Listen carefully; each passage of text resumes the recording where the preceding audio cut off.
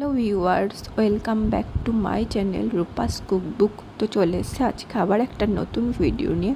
আর আজকে আমি তোমাদের বানিয়ে দেখাবো খুবই সহজ পদ্ধতিতে একটা সুইট রেসিপি, মানে রাবড়ি, যেটা তোমরা দুটো জিনিসের সঙ্গে খেতে পারবে বা যে কোনো মিষ্টি জিনিসের সঙ্গে খেতে পারবে। যেটা হলো, প্রথমটা দেখালাম জিলেপি বা অমৃতি দিয়ে যে কীভাবে খাবে। আর যেহেতু এখন গরমের সিজন, তাই ম্যাঙ্গোটা খুবই চলে, তো ম্যাঙ্গো দিয়েও তোমরা এই মিষ্টি রাবড়িটাকে কিভাবে খাবে সেটাও তোমাদের আমি এখানে বানিয়ে দেখাবো। আর এটা খেতে খুবই টেস্টি হয়, না বললে বিশ্বাস করবে না। অবশ্যই তোমরা বাড়িতে একটু ট্রাই করতে পারো, আর আশা করছি খুবই ভালো লাগবে। তো প্রথমে আমি এখানে একটা গ্যাস ধরিয়ে নিয়েছি, আর গ্যাসের ওপর আমি একটা কড়াই বসিয়ে দিয়েছি। আর কড়াইয়ের মধ্যে আমি 500 ml দুধ নিয়ে নিলাম। তোমরা তোমাদের পরিমাণ মতন দুধ নেবে। আমি এখানে 500 ml নিয়েছি, তোমরা তোমাদের পরিমাণ মতো যতটা দুধ লাগে নেবে। আর তোমরা চাইলে এখানে ফুল ফ্যাট মিল্ক ইউজ করতে পারো। আমি এখানে ফুল ফ্যাট মিল্ক নিয়েছি।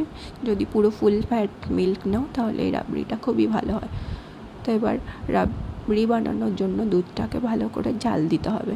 ঠিক এইভাবে জাল দেবে, আর জাল দিতে দিতে কড়াইয়ের গায়ে যে সরটা লাগবে সেটাকে ভালো করে কাচিয়ে ওর মধ্যে দিয়ে দেবে। এইভাবেই নেড়ে চেড়ে ভালো করে জাল দিয়ে নিতে হবে। আর দুধটাকে ঠিক 500 ml থেকে 250 ml করে নিতে হবে। আর তারপর আমি এখানে ইউজ করেছি 3 চামচ মতো চিনি। তোমরা তোমাদের পরিমাণ মতো চিনি দেবে। আমি এখানে যেহেতু 500 ml দুধ নিয়েছি, তাই আমি 3 চামচ চিনি দিয়েছি। তোমরা যদি 1 লিটার নাও তাহলে 6 বা 5 স্পুন চিনি অ্যাড করতে পারবে। তো আমি এখানে দুধটাকে ভালো করে জ্বালিয়ে ঘন করে নিলাম। তো দেখতেই পাচ্ছ আমার দুধটা এখানে প্রায় অর্ধেক হয়ে গেছে।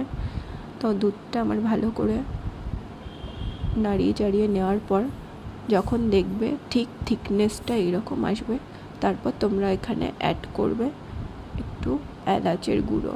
ওটা অপশনাল, তোমরা চাইলে দিতে পারো, না চাইলে নাও দিতে পারো।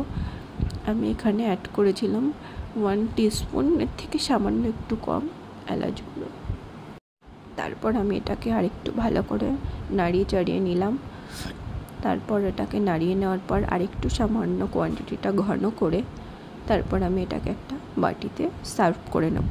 তো আমি এখানে তোমাদের প্রথমেই এটাকে বাটিতে সার্ভ করে দেখিয়ে দিলাম। আর তারপর আমি ইউজ করে দেখাবো যে এই রাবড়িটা আমরা কীভাবে খেতে পারি, মানে যে কোনো সুইট ডিশের সঙ্গেই রাবড়িটাকে সার্ভ করতে পারো। তারপর আমি এখানে একটা প্লেটে নিয়ে নিয়েছিলাম অমৃতি। তোমরা চাইলে জিলেপি নিতে পারো। আমার ঘরে যেহেতু অমৃতি ছিল, তাই আমি এটাকে অমৃতি দিয়ে সার্ভ করেছি। আর এই অমৃতিটাকে দিয়ে এই রাবড়িটাকে ডুবিয়ে খেতে এত ভালো লাগে, তোমরা না খেলে বিশ্বাস করবে না। তোমরা অবশ্যই বাড়িতে বানিয়ে ট্রাই করো। এটা খেতে খুবই টেস্টি হয়, মানে ভোলার মতন না। আমি যখনই ঘরে কোনো মিষ্টি আনি বা যে কোনো সুইট ডিশ বানাই, আমি এই রাবড়িটা অবশ্যই বানাই। তো তারপর আমি এখানে একটা আম নিয়েছিলাম। যেহেতু এখন ম্যাঙ্গোর সিজন, তাই আমটা সবসময় সবার ঘরে অ্যাভেলেবেল থাকে।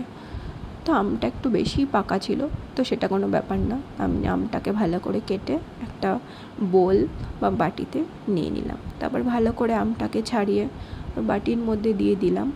আর আমটাকে ঠিক এইভাবে ভালো করে ছাড়িয়ে নেওয়ার পর এরপর মোস্ট ইম্পর্টেন্ট পার্ট আমি অ্যাড করব ওই রাবড়িটা। আমি এই রাবড়িটাকে আমের মধ্যে ভালো করে মাখিয়ে তারপর 1 চামচ খেয়েছিলাম। সত্যি খেতে অসাধারণ হয়েছিল। Thanks for watching. ভালো লাগলে like, comment and subscribe. Tata.